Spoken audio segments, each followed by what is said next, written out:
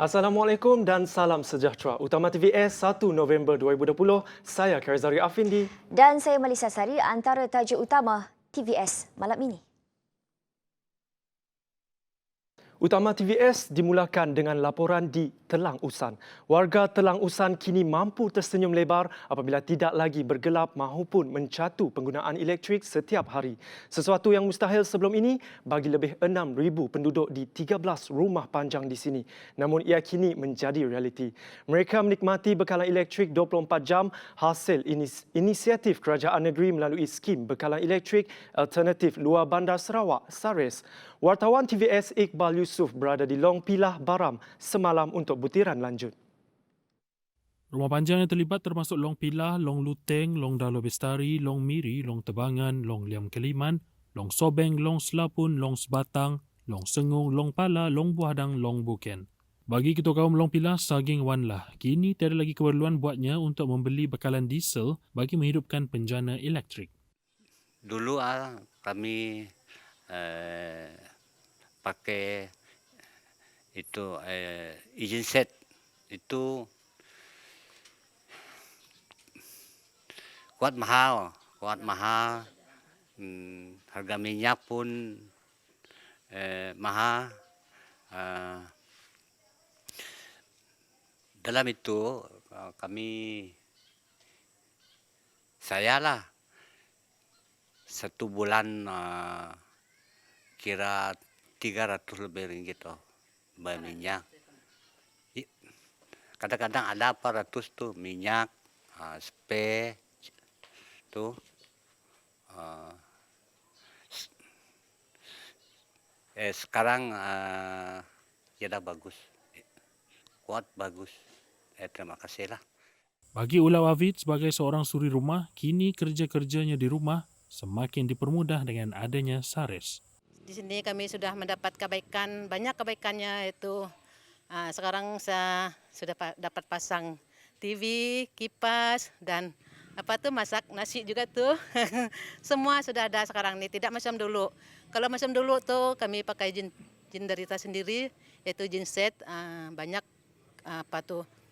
banyak susah sebab pakai duit sendiri, itulah. Sekarang ini kami betul-betul berterima kasih kepada kerajaan negeri yang telah tolong kami, membantu kami dalam kampung.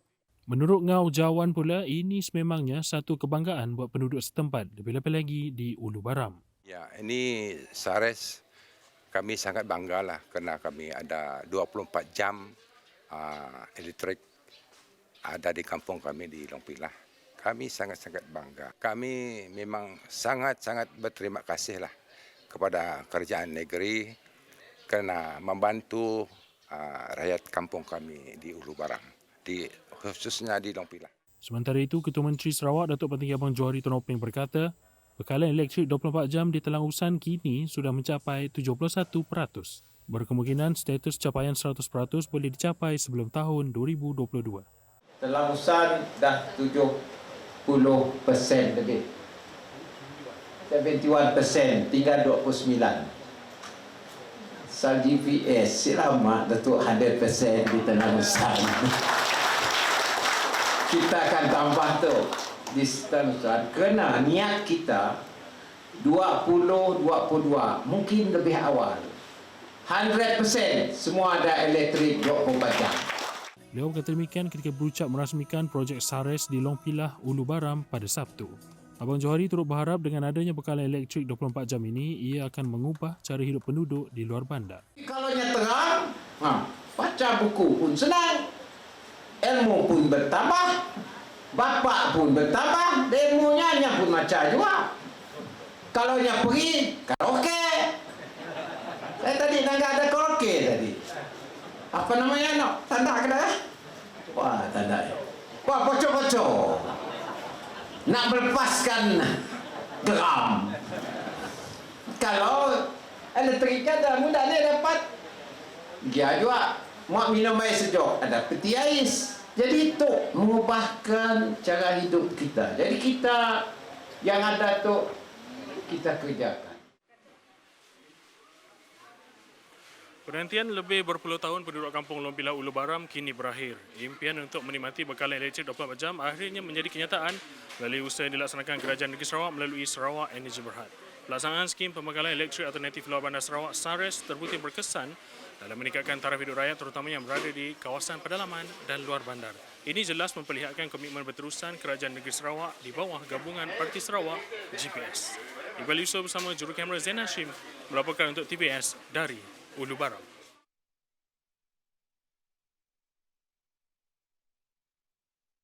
Sementara itu, Ketua Menteri turut meluluskan peruntukan berjumlah 16 juta ringgit untuk melaksanakan dua projek pembangunan di Telang Usan. Projek pertama melibatkan pusat rekreasi bernilai 15 juta ringgit yang akan dibina di Pusat Pertumbuhan Luar Bandar RGC Long Lama Baram. Manakala projek kedua yang bernilai 1 juta ringgit melibatkan projek sistem Pulung Masik Tagang di Sungai Belingan. Sport kompleks saya telah meluluskan akan dibina untuk kawasan daerah Telang Usan. Untuk daerah Telang Usan.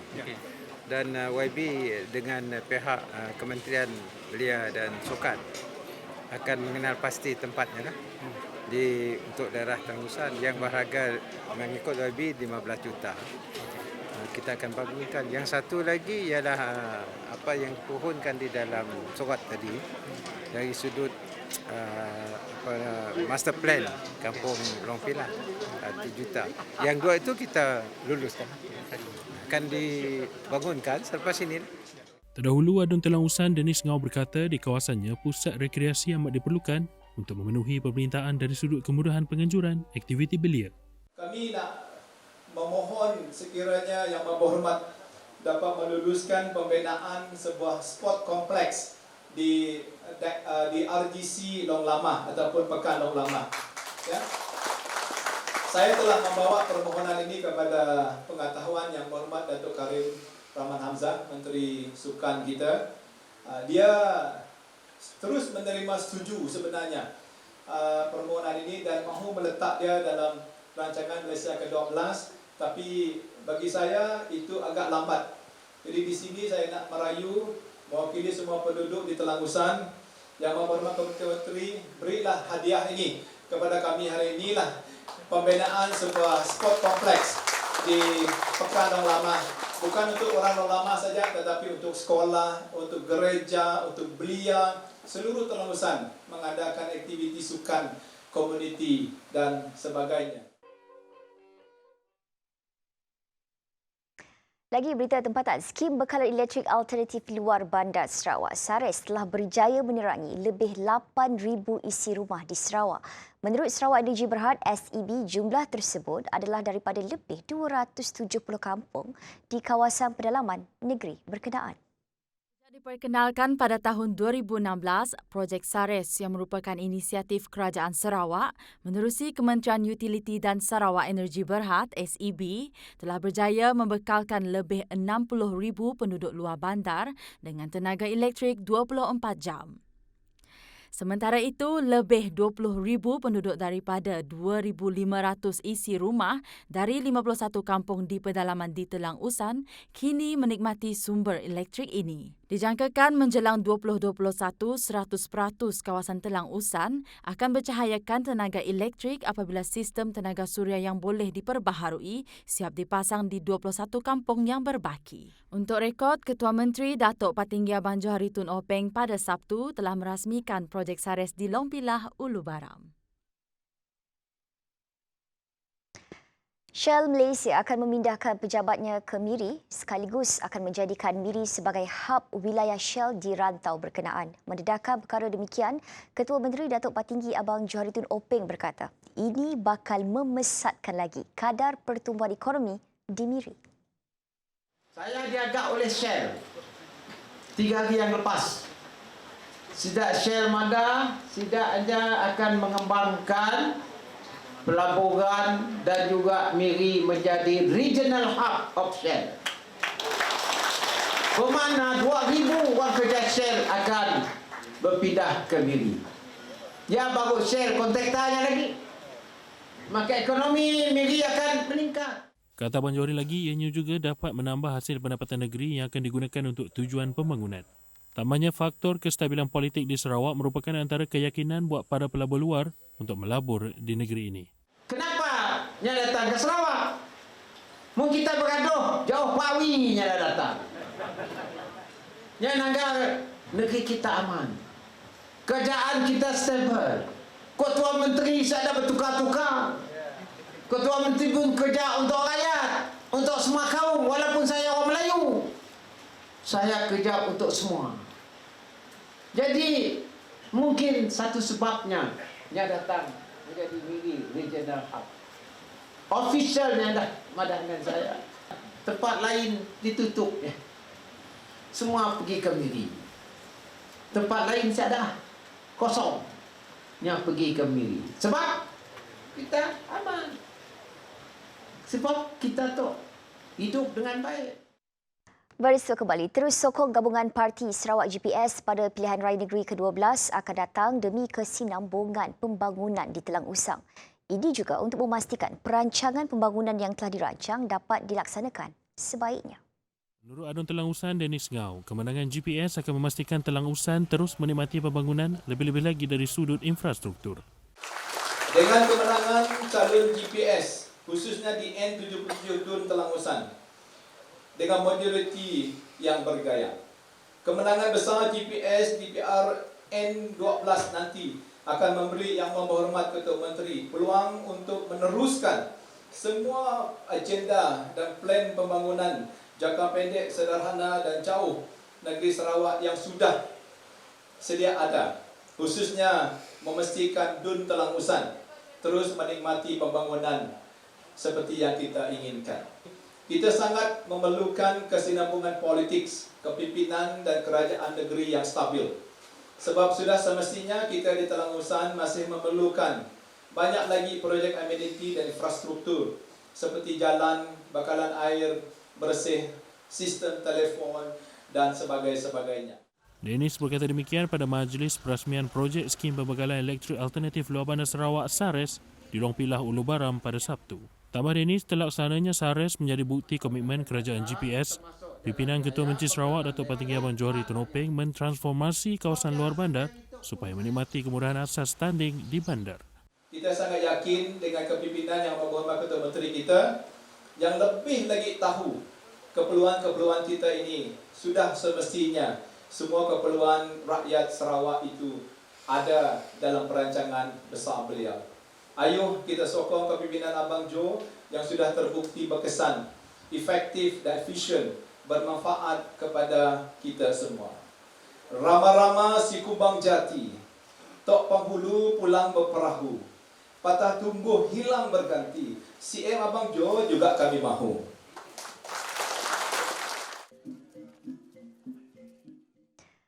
Pemimpin akar umbi Parti PBB perlu memahami dasar-dasar kerajaan yang dapat memberi manfaat kepada rakyat khususnya. Hanya dengan pemahaman tersebut, maklumat-maklumat dapat disampaikan dan disebarkan dengan lebih jelas.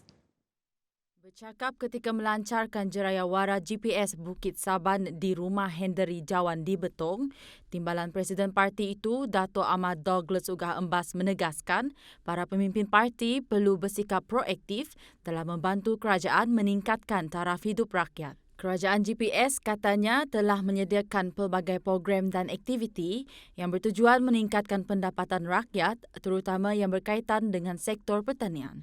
Kerana itu, masyarakat luar bandar perlu digalakkan untuk terlibat dalam sistem pertanian moden seperti fertigasi dan hidroponik yang menjanjikan pendapatan yang lumayan. Baru-baru ini katanya tumbuhan liar midin dari daerah Betong telah berjaya menembusi pasaran Singapura dan dijual pada harga $12 Singapura sekilogram. Ini perkembangan COVID-19 di Sarawak. Sebanyak 11 kes baru positif COVID-19 dilaporkan di Sarawak pada Ahad 1 November 2020, 6 kes dari daerah Kuching, 3 kes di daerah Miri dan 2 kes lagi di daerah Bintulu. Menurut Jawatankuasa Pengurusan Bencana Negeri Sarawak JPBNS, dengan pertambahan tersebut ia menjadikan jumlah keseluruhan kes positif COVID-19 di Sarawak meningkat kepada 892 kes. Bagi kes dari daerah Kuching, 3 daripadanya adalah kontak kepada kes ke-866 yang dilaporkan pada 30 Oktober 2020. Kes dikategorikan sebagai kes tempatan, manakala 2 kes lagi merupakan hasil daripada saringan kontak kepada kluster Green Hill. Kontak pertama merupakan seorang lelaki warga tempatan yang mempunyai sejarah mengunjungi premis yang pernah dikunjungi oleh kes-kes yang dilaporkan di dalam kluster ini. Kontak kedua pula merupakan kontak kepada kes ke-877 yang dilaporkan pada 31 Oktober 2020. Satu kes lagi dari daerah Kuching pula merupakan seorang lelaki warga tempatan yang dikesan melalui saringan bergejala fasiliti kesihatan kerajaan di Kuching. Sementara itu, bagi kes dari daerah Miri pula melibatkan kes saringan kontak kepada kluster Green Hill, saringan bagi mereka yang pulang dari kawasan berisiko import B dan kes saringan petugas kesihatan. Untuk kes di daerah Bintulu juga merupakan kes saringan kontak kepada kluster Green Hill. Ringan sama dijinjing, berat sama dipikul. Demikian keprihatinan warga Kuching dalam menghulurkan bantuan kepada penduduk Kampung Haji Baki yang kini menjalani Perintah Kawalan Pergerakan diperketatkan PKPD sejak 27 Oktober lalu. Wartawan TVS Connie Grace bersama juru kamera Izzat Zaidan ada laporannya. Merupakan hari kelima Perintah Kawalan Pergerakan diperketatkan PKPD di Kampung Haji Baki. Kami sempat membuat tinjauan dan kami dapati banyak sumbangan seperti keperluan asas, makanan, minuman maupun pelitup muka yang disumbangkan dari pihak agensi kerajaan, pihak swasta maupun persendirian. Setakat ini hanya 2,853 orang saja yang sudah membuat saringan COVID-19. Namun pihak KKM menyeru semua penduduk Kampung Haji Baki untuk tampil membuat saringan bagi memutuskan rantaian COVID-19. Itu saja dari saya, Connie Grace, dan juga juru kamera Izzat Zaidan untuk TVS. Sikap saling membantu ini jelas dilihat melalui sumbangan yang disalurkan dari pelbagai pihak termasuk agensi kerajaan, swasta maupun persendirian untuk seluruh warga kampung berkenaan. Adun Batu Kitang Lo Kere Chiang ketika ditemui menzahirkan penghargaan kepada semua pihak yang terlibat dalam meringankan beban penduduk Kampung Haji Baki serta para petugas barisan hadapan. Ini pertama kali saya rasa macam semua orang dari Kuching. Semua orang dari Kuching lah yang ada hati untuk tolong. I feel very touched. And I would like to say thank you. Berjutaan terima kasih kepada orang semua lapisan masyarakat. Bagi Ketua Kampung Haji Baki, Bujang Marub, bantuan yang diberikan itu sedikit sebanyak memudahkan urusan harian selain menambahkan bekalan makanan susulan kekangan keluar masuk di kawasan PKPD. Alhamdulillah, terima kasih dengan kerjaan DPS. Terutama sekali atas kerjasama pihak medical, frontliner. Kami Kampung Haji Baki bukan A saja, B dan perumahan mengucapkan jutaan terima kasih. Tengoklah berapa berat dia orang kerja, tak kira panas. PKPD di Kampung Haji Baki melibatkan 3 blok kawasan yang berkuat kuasa sehingga 11 November ini.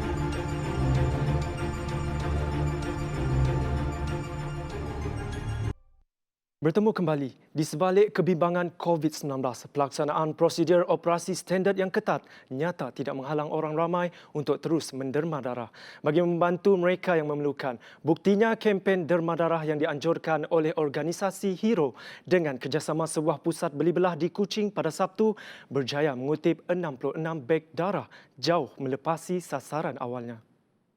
Sebelum menderma, seseorang bakal penderma perlu menjalani pemeriksaan suhu, memakai pelindung muka dan memastikan penjarakan fizikal sebelum darah mereka diperiksa untuk kesesuaian. Ketegasan pihak penganjur ini bagaimanapun tidak menghalang para penderma untuk berbaris hanya untuk memastikan bekalan darah negara mencukupi. Menurut jurucakap penganjur Stephen Teo, pihaknya berasa amat terharu dengan sambutan hangat yang diterima. Yeah, today we are very happy that the blood bank coordinated with us, and then we more than exceed our target of 50 bags of blood lah. Really thankful lah, and we are thankful to the team, to everyone. Most important of all, to the donors lah, to the donors of the blood that really generously they come out in numbers to support us. Many of them are very young people. They are donating blood for the first time lah. We thank every.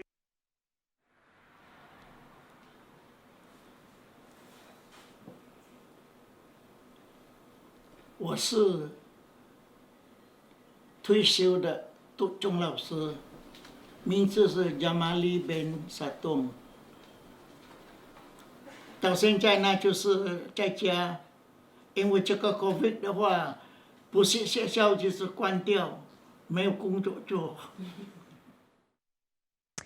Bermula secara terpaksa pada awalnya untuk memudahkan proses pembelajaran di sekolah aliran berbahasa Cina, namun Allah bisa tegal biasa.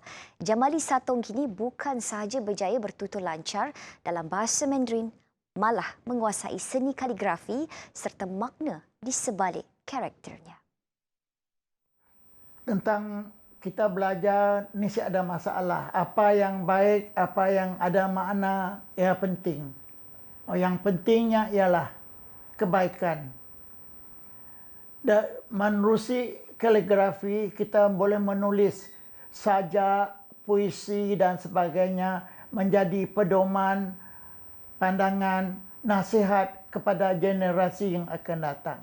Jamali, 75 tahun, muncul anak Melayu Sarawak pertama lulus di peringkat Universiti Nanyang, Singapura pada tahun 1969 sebelum kembali menabur bakti di Sekolah Menengah Chonghua nombor 3. Menceritakan pengalamannya semasa berkhidmat selama 34 tahun sebagai pendidik, beliau pernah mengajar di beberapa sekolah di Sarawak selain Kota Kinabalu dan Perak. Namun kini beliau masih mengerah kudrat dan baktinya sebagai pengajar sambilan di sebuah pusat tuition bagi subjek Bahasa Melayu dan Geografi. Susulan pandemik COVID-19, beliau tidak lagi mengajar tetapi menghabiskan masanya dengan hobi menulis kaligrafi. Meskipun berbangsa Melayu, beliau tidak kekok untuk mempelajari seni dari komuniti lain, malah apa yang penting baginya ia memberikan kebaikan dan kelebihan kepada setiap individu yang mempelajarinya. Mesti ada masalah, cuma nyampur tulisannya aja. Tulisannya mempunyai makna yang tersendiri.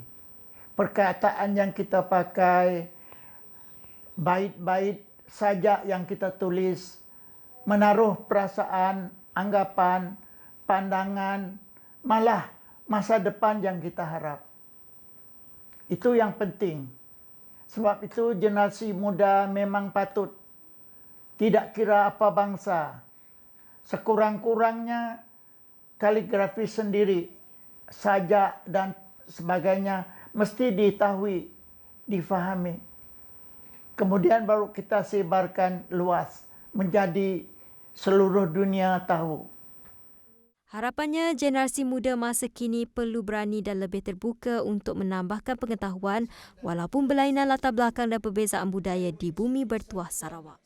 Sebab bila kita menggunakan bahasa Mandarin, not Chinese tu, orang di Tiongkok, di Taiwan semua tahu. Macam bila kita menggunakan bahasa Melayu di Nusantara, di bandar-bandar yang besar, mereka faham. Yang penting ialah kita menyebarkan kebaikan. Yang penting. nilai-nilai yang murni, kebaikan dan sebagainya. Kaligrafi melambangkan perkataan-perkataan yang baik. Bahasa yang kita guna juga merupakan yang universal, dapat diterima oleh semua bangsa. Beliau berkata demikian ketika ditemui di kediamannya di Kampung Tabuan Dusun di Kuching. Laporan itu tadi mengakhiri Utama TVS malam ini. Teruskan kesetiaan anda bersama kami. Saya Kaizari Afindi. Dan saya Melissa Sari. Kami mengucapkan salam hormat dan selamat malam.